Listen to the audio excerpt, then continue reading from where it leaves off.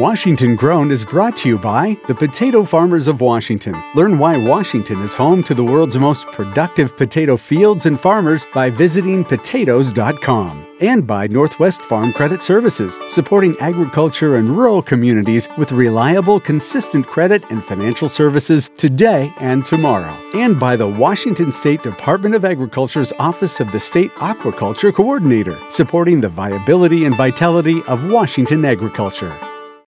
Hi everyone, I'm Christy Goranson and welcome to Washington Grown.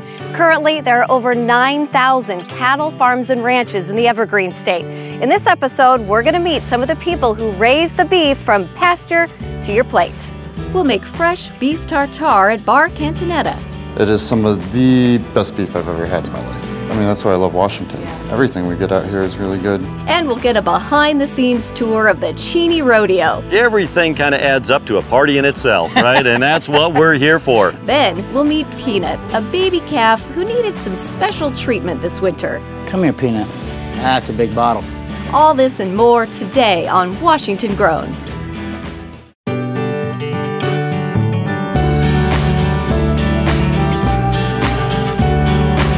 Bon appetito! Bon appetito!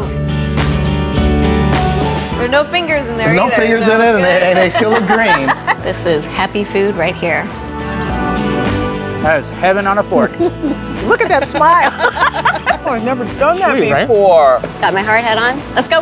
Okay. Today we're visiting Bar Cantinetta. Here, a small dining area and great food combine to create an experience that makes you feel like you're with family. I love the food, I love the service. It feels like home. People love us, which is, I mean, that makes me happy. Right, I'm proud. yeah, I'm proud of that. absolutely, That you means should we're be. doing something right. Executive Chef Derek May takes great care to make his restaurant a place where patrons feel at home. When I'm in town, I come just about every week. It's one of those walk in the door, feel right at home right away. It's pretty comfortable. Bar Cantinetta is one of 3 restaurants. 3 Yep. Cantinettas. Yes. Tell me about this one. I mean, this is it's a So, small. This is quaint our little smaller space. one. We seat about 35, and then we kind of expand that when our patio's open during the summer. We focus more on like smaller plates and cocktails and drinks. We started off with a little bit of cauliflower, then we moved on to sharing a pizza with this sausage that I cannot pronounce called Duya. It was more about going down than coming out of my voice. So Right. It was really good. That's one of their like lesser known secrets, unless you come here a lot, is their pizza are outstanding. A lot of our business is regulars and regular business from the neighborhood. I see some of those same people 3 nights a week, 4 nights a week. It's one of our regular haunts. There's even a little bit of a neighborhood feel to it. I think it's one of those places that every couple needs. Later on in the show, Derek and I will be serving up some beef tartare. You want to do the rest? Because I know I'm probably screwing it up. Yeah, I'll do the rest. See how he so willingly took over.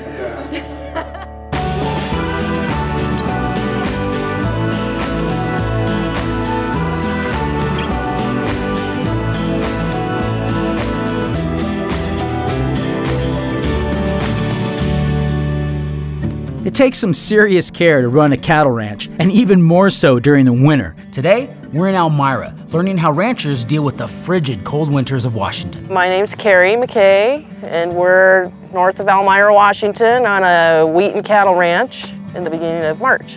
I run a few thousand acres of pasture ground and about 180 head of cattle. But here's the thing. She runs the ranch by herself. To an outsider looking in, it's probably unreal that a woman's doing this kind of thing, but I'm a pretty athletic, active woman. Anyways, I was, in my younger days, an elite marathon runner, so I'm not afraid to work.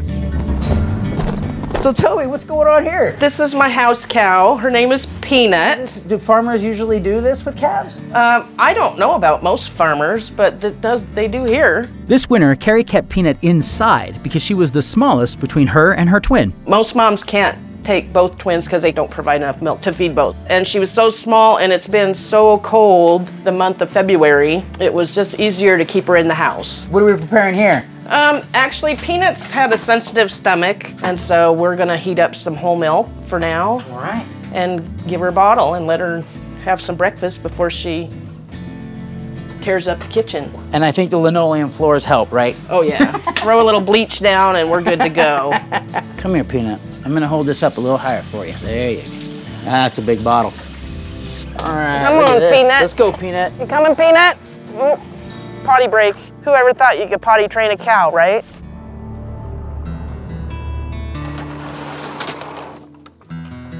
This guy here's not doing very good.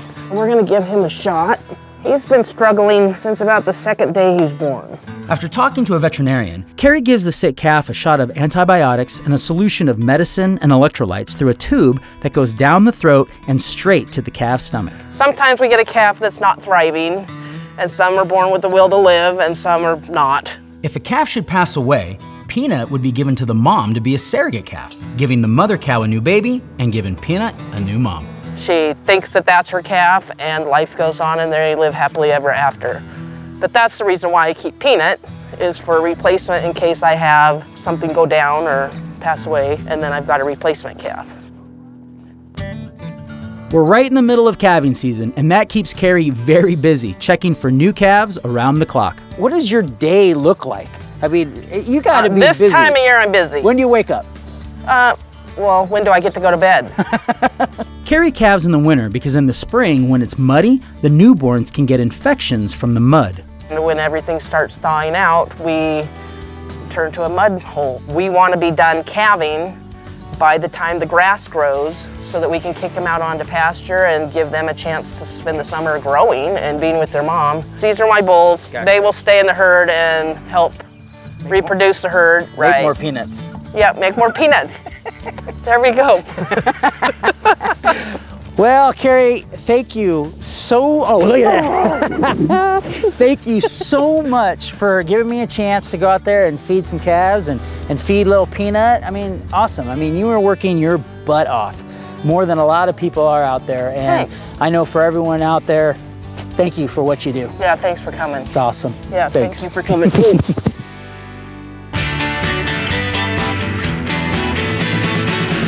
Hey, let's go. As a child of the 80s, I grew up on cheeseburgers. And I'm also Mexican-American. So when you take a cheeseburger and you prepare it like carne asada and put a pico de gallo on it, like Burger Planet, you read my mind. So Marco, you were born in Mexico City and now you're here in Seattle. Tell me about that journey. I kind of stumbled into the kitchen. Okay. I just fell in love with it. Well, as soon as we heard that you were making a burger like carne asada, then it was like, okay, there's something special happening there. Well, I just never frozen local beef, so I just grab all the ingredients from a carne asada, grind it all together, put them all in a bun. And of course, one of the #1 ingredients to carne asada that's the most important is steak. The steak. And the love. The love. And of course, you're not getting any better steak than here in Washington State, right? For sure. That's good, man. It's very flavorful and juicy, and the fact that it's just fresh, right here local, it's fantastic. Do you enjoy beef? I love it. You love beef? Yeah. What are some of awesome. That's what I say. Have you had carne asada before? Yes. Definitely. But have you had a carne asada burger? I have not. That sounds amazing to me. Here at Burger Planet, they're making the carne asada burger that I would love for you to try. That's good. That's righteous. It definitely tastes like the pico de gallo, and it goes well with a beef patty. It's amazing. It's a very good combination. We've had burgers all over the place, but this patty's... No, this one's really juicy. This one's really, really good. You know, it's not your average beef patty, It's a carne asada taco on a bun. but you get that, almost that steak feel to it. The key here is that it's never frozen. And they make a good thick patty here too. They don't skimp. Yes. Cows are very perceptive animals. How far away can a cow smell? Stay tuned and we'll have the answer for you. Coming up, we're in the kitchen at Bar Cantinetta making a special beef tartare. It is some of the best beef I've ever had in my life. I mean, that's why I love Washington. Everything we get out here is really good. And we're in the kitchen at Second Harvest trying out some sloppy joes. Welcome back. Cows can smell 6 miles away. You learn something new every day. Welcome to Bar Cantinetta. Don't let the small dining area fool you. The food coming out of this kitchen has a taste that's larger than life itself. We started off with a little bit of cauliflower that was spiced nicely with some smoked paprika, which is really cool. We have a good thing going here. We have a really loyal fan base of the food, of the staff. of just the atmosphere in here. Executive Chef Derek May originally got his start cooking down in California. I moved from San Francisco, so I was used to like California ingredients and the California growing season. Moving up here, I am so impressed with the Washington growing season. And I've been here 10 years now, and I absolutely love Washington produce. It's one of our regular haunts. Love the food, I love the service. It feels like home. It's not stuffy, not like hoity-toity with the way that we do things. We just want people to come in, have a good time, have some good food, have some drinks, and feel like they're part of the family. It feels comfortable. You find your little corner. Italian, rustic, like trattoria. Yeah. Like a trip to Italy. It's small, it's cozy, we're kind of all packed in together. So do you change the menu then kind of with the seasons and stuff? Yeah, a lot with the seasons, a lot with demand, just playing around with stuff, like a lot of freedom. I mean, it is my restaurant, so. You eat with your eyes as well as your mouth, and it's just presented in this beautiful way, and it's just, So what are we gonna make today? We're gonna do a beef tartare. So it's really marbly, really flavorful beef, and it's delicious raw. Sounds delicious. Yeah, it's gonna be tasty. Now it's off to the kitchen. Just having it raw, it really brings out the natural flavors of it. And what we're using here is really good beef from the Methow Valley, which is local Washington grown beef. The quality of it's mind-blowing. Yeah, what do we do first? Well, the first thing you do when you start a beef tartare is you clean the beef. And the best thing to do is you want to slightly freeze it. You don't want to freeze it all the way through because, you know, as water expands, turning into ice, it destroys beef. It's the slight freeze helps get that perfect cut you want. You want to do the rest? Because I know I'm probably screwing it up. Yeah, I'll do the rest. See how he so willingly took over. More graceful than I am. Too many years in the kitchen. I know. I see what you mean by the quality of this meat. This stuff is phenomenal. It is some of the best beef I've ever had in my life. I mean, that's why I love Washington. Yeah. I mean, everything we get out here is really good. We have such an interesting growing season in Washington. Yeah. It's a little bit later than like California, which kind of makes it more fun. Right. It's just super happy cows, treated well. They probably sing them lullabies at night or something. I hope so. Don't you think? Then we're gonna go into the bowl with this. Okay. Now it's time to chop up some chives. Look at how beautiful you do that. So we go chives in. Okay.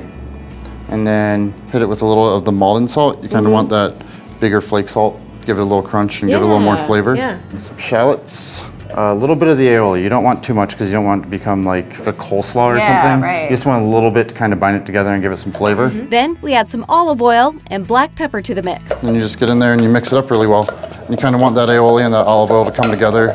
If someone wanted to do this at home, they have to find some good beef. Good beef. Yeah, find like a good local butcher that has good quality beef. So I kind of use like the edge of the bowl to form it into almost like a little football shape. And then onto the plate. Now we're going to add some shavings from some aged pecorino cheese. Use a peeler to give it some nice good shavings. Just kind of spread some cheese on it, make it look pretty. Then we top it all off with some micro arugula. Give it like another little drizzle of olive oil just to kind of give it some flavor. And then that would be the tartare. How beautiful. For today, we're serving it with toasted and oiled bread. Shall we try it? Yeah, of course. Grab a piece of toast, grab a good chunk of it, go onto your bread, and then take a big old bite. It's really fresh tasting.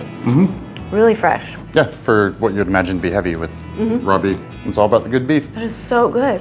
Thank you so much. Yeah, thank you. This was a great experience. To get the recipe for Bar Cantinetta's beef tartare, visit wagrown.com.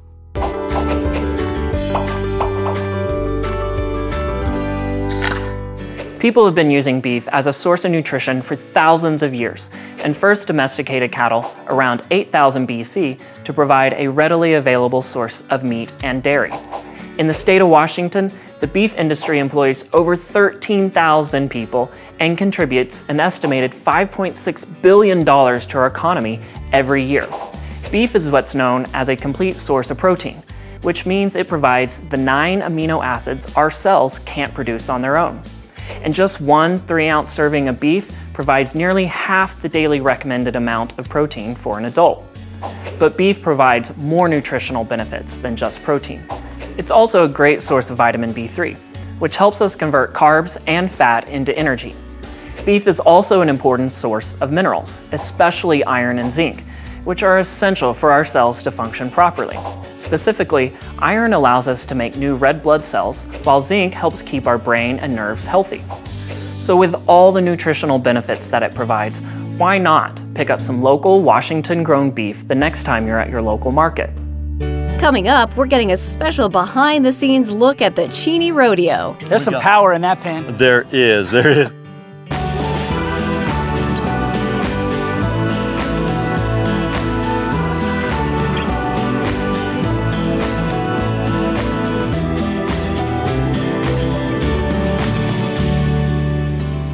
Welcome to the Cheney Rodeo. Now, some have called this event Cowboy Christmas, but me, I just call it a good time. Today, we're heading behind the scenes with Al Parsons, announcer for the Professional Rodeo Cowboys Association, to see just what it takes to get these bulls bucking. This spot here in Cheney is an amazing area. The landscape is great, the community is great. We've got a college nearby, which everything kind of adds up to a party in itself, right? And that's what we're here for. This is our 52nd year. 52nd? Yes, I haven't been here for all of those, but you know, most of them. Heidi Monter is the marketing specialist for the Cheney Rodeo. Her expertise brings in sponsors for the weekend and keeps everything running smoothly. I have been a member of this rodeo since I can remember. I, as a little girl, about 5, 6 years old, used to walk down here selling day sheets with my stepmom, so this rodeo has been a part of my life for as long as I can remember. That community feel is just kind of built into rodeo, so it's just kind of part of the culture of rodeo. So it's just great people to work with, and it's just a ton of fun. When does rodeo season start and when does rodeo season end? Our Super Bowl of rodeo takes place in Las Vegas the first part of December. We're going to take a real short break after that and then kick things off again down in Brawley, California in the month of December. This is a year-round definitely business. a year-round business. Yes, sir. When a horse is born, how do you know if this is the one that we're going to use for rodeo? You know, it used to be back in the day that they would just raise it up to a 4-year-old and then get some people to get on them and start trying to ride them in rodeo competitions, see if they were going to pan out or not. But the majority of these, they are bred to buck. So it's in their bloodlines and they want to. They are as much athletes and maybe even more so than the cowboys that get on them. They know that they can hurt the cowboy way more than the cowboy can hurt them. The bucking bulls are in the back pen, same deal, bred to buck again. Now let's go check out those bullpens. There's some power in that pen. There is, there is. It used to be bigger is better. Nowadays, again, like the cowboys, we've become athletes. Same with these. You don't breed them too big anymore. We want them to be in shape. We want them to be ripped. We want them to be electric and alive. So it's not about big and stocky, but maybe more about lean and mean. That's exactly right. Okay. They've been actually trained to get into the bucking chutes and stand well while the guy gets his rope on. And then after that, I'll tell you, when the gate cracks, they listen for it, they look for it, and they go for it. It takes a village to put this on. A couple of villages. Yeah, a couple of villages, yeah. It's kind of a 3-part thing when it comes to funding the rodeo. Our sponsors, our tickets, and our beer garden are kind of our main 3 money earners. It's funny that the beer garden is just as in high regards as tickets and sponsors. It brings in the money. This is the battleground, right? This is it. This is the Coliseum, so to speak. Yeah. Rodeo is America's #1 extreme sport. The bullfighters, they are actually going out, and you'll see the bull come out, buck. As soon as the cowboy's off, they'll jump in between the cowboy and the bull and keep him safe. And they take a licking a lot of times. They are worth their weight in gold, those guys. You see people having a really good time for something that you put all that effort into. It just kind of makes you feel good, I guess. Yeah. Rodeo is a part of our heritage that needs to continue to go on. Well, you know, Al, as long as we keep getting people that are enthusiastic about what they do and about rodeo, I think it's going to happen. I think so too. Thanks, man. Thank you, sir. Beef and beer. Now that's a combination that's hard to beat. But did you know that breweries and ranchers are teaming up to create sustainable products? We're headed to Ellensburg, Washington to meet with rancher Kyler Beard and his family to learn more about this process. You wouldn't think of Ellensburg, Washington as being a good place to feed cattle, but with all the byproducts that are created from such a big consumer market, one of the things that we started getting is the spent grain from the Iron Horse Brewery. And so it's really high in protein, really high in energy. It's basically a wet mash of grain. And so we're able to mix that in with hay chaff, which is another byproduct. All this stuff is formulated by a PhD nutritionist, so it's not just 2 dumb cowboys out here with a shovel figuring out what to throw in. A little of this, a little of that. And so talking about sustainability, the closer you are to the product, the cheaper it's going to be to get it from the plant to the animal. A lot of feed yards are built next to the feed, so you don't have a lot of trucking involved. Gotcha, like an Iron Horse is just right over there, and it just comes over here. Yeah, 8-mile trip. Yeah. We took a quick trip over to Iron Horse Brewery to learn more about where the spent grain actually comes from. So in just 2018 alone, we used 1,650,000 pounds of just two-row. What? It was quite a bit. And then afterwards, then where does all that, the spent grain, go? It goes to our local cattle farmers here in Ellensburg. If we couldn't have found anybody to take it, we would have had to either try and find somebody to compost it or pay somebody to take it away and put it in a landfill or do something. So it's a good feeling to know that you're helping somebody else out and it's not just going to waste, it's actually going to help a local farmer, you know. What would that do to your financial situation if you didn't have a resource like this? We would just go back to feeding when we absolutely have to. But the partnership with the Iron Horse is really a great thing. The real neat thing about cattle is a lot of the ground that they graze actually doesn't get tilled up. So you don't have the same soil erosion, you don't release the carbon back out. You're helping create biodiversity. Okay. It's also helping with fire control, so cattle grazing really has a lot more benefit. I mean, this really feels now like I'm a true cowboy doing something for everybody. Thank you guys so much for letting me come out and visit the ranch. I gotta tell you, it is a pleasure every time to see the hard work that you guys put in day in and day out just so city slickers like me can enjoy a steak from time to time. And you know, thanks to Iron Horse Brewery for providing the byproducts to make it happen, huh? All right, here's a cheers. Cheers. Ooh, that's nice.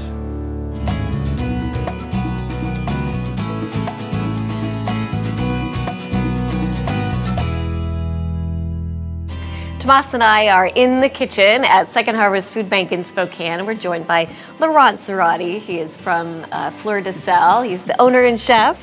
Thanks for being here. Oh, thank you for having me. It's a great pleasure to see you again. We love having you here. So we are tasting recipes from AllRecipes.com, which we've featured on Washington Grown before. They are based over in Seattle, and it's a great website for just about any kind of recipe that you can imagine. I use it all the time. It's yeah, awesome. It is. It's really handy. And so today we are going to do a sloppy Joe recipe.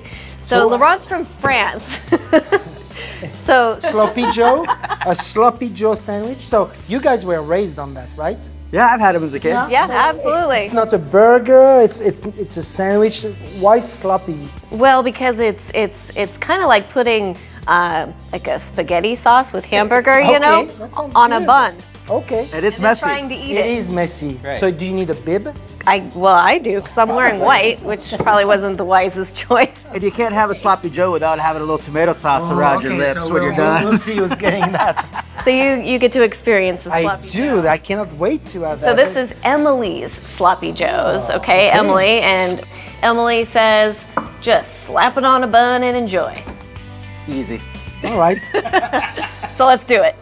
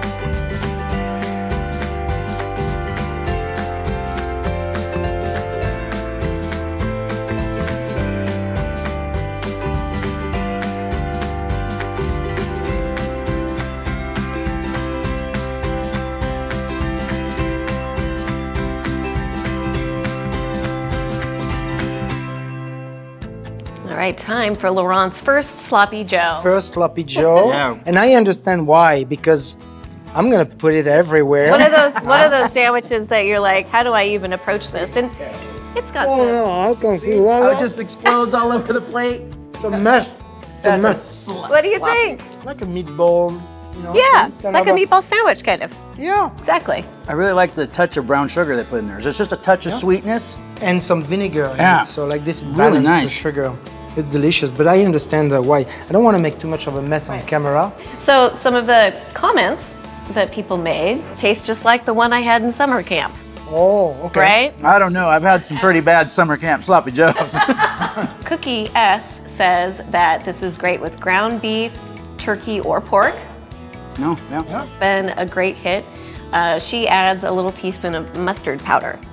Ooh, I like that. Yes, Yeah. yes. Yeah. Can you do a vegetarian one? Yeah, with quinoa. With, some- yep, Oh, I suppose you could. Some maybe lentils. Lentils, beans. Yeah. You could. A healthy sloppy joe. Sloppy You joe. still have the flavor. Flavors are, Because don't change. it has to have a little bit of sweetness to be like a true sloppy I see. joe. Well, now you know. That's Laurent. I have my first sloppy joe. And that is sloppy. That's the way you It do it. is, exactly.